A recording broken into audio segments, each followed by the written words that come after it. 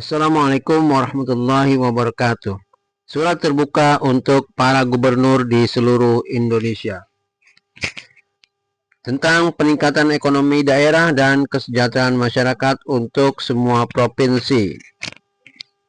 Keprihatinan, kompleksnya permasalahan dunia sekarang membuat seorang pemimpin, dalam hal ini gubernur, harus peka terhadap keberlangsungan roda pemerintahan dan juga menjaga kemakmuran masyarakat, agar keduanya bisa berjalan seiring.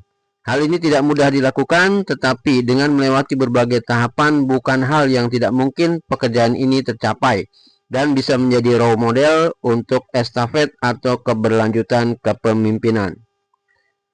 Berbagai jenis keprihatinan. 1.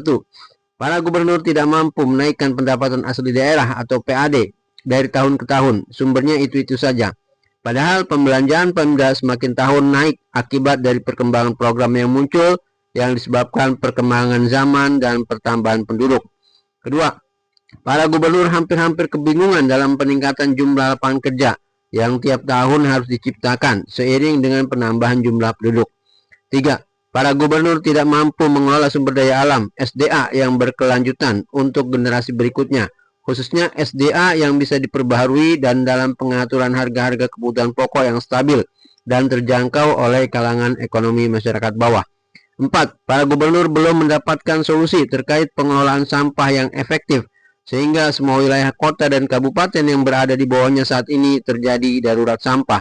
Sampah berserakan dan menggunung di berbagai tempat. Solusi keprihatinan ke-1 tentang peningkatan pendapatan asli daerah (PAD) yang signifikan dan berkelanjutan. 1. Dirikan dan canangkan mulai dari sekarang badan usaha milik daerah yang bergerak dalam bidang energi terbarukan untuk provinsi.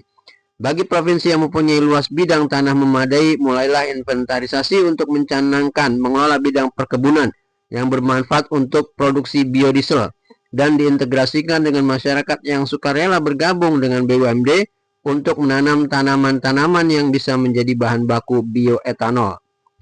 Potensi energi terbarukan akan sangat membantu meningkatkan PAD, terlebih setelah diintegrasikan dengan program pemerintah pusat dalam hal biodiesel B30 dan bioetanol E15. Hasil dari produksi biodiesel dan bioetanol dikerjasamakan dengan Pertamina dalam tata niaganya. Pendapatannya sungguh sangat mengesankan jika ini dilakukan oleh pemerintah provinsi. Tentunya dengan menyiapkan program ini, PAD provinsi akan meningkat sangat signifikan dan ekonomi akan terangkat seperti nelayan dan sektor transportasi masyarakat. Kedua, langkah pemerintah provinsi untuk meningkatkan PAD selain memproduksi energi terbarukan seperti biodiesel B30 dan bioetanol E15, juga disarankan membentuk BUMD Galian C guna memproduksi split batu dan pasir untuk kebutuhan pembuatan jalan maupun perbaikan jalan.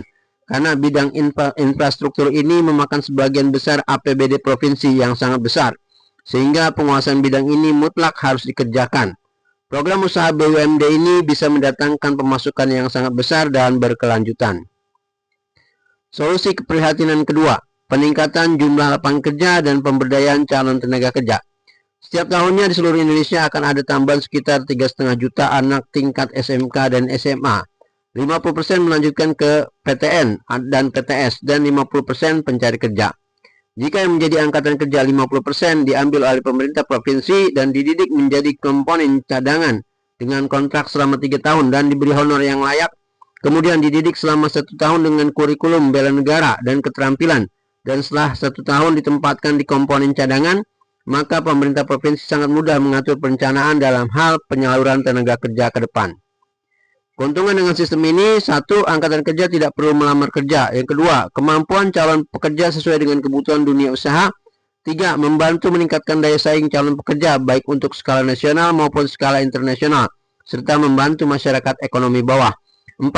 Spesifikasi untuk rekrutmen PNS, kualifikasi SMA, rekrutmen TNI Polri, rekrutmen untuk tenaga BUMD, dan tenaga dinas-dinas lain yang membutuhkan, serta untuk keperluan rekrutmen oleh perusahaan-perusahaan swasta berada dalam database yang jelas di Dinas Tenaga Kerja Provinsi, sehingga tercipta keadilan dan kesempatan yang sama.